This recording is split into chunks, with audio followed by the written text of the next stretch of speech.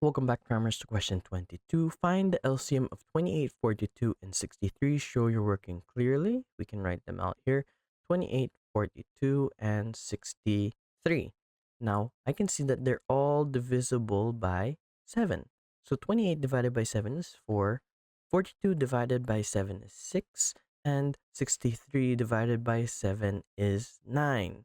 Now, I can see we have a couple of square numbers here and we have to eliminate that. Why? Because in the end, when we try to find the LCM and we combine the values, we can see that 4 is 2 to the power of 2 and 9 is 3 to the power of 2.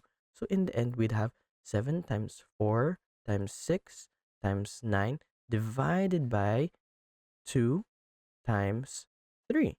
So these would actually cancel out. This makes 2 and this makes 3. So we can make our lives easier by simply writing these values alone.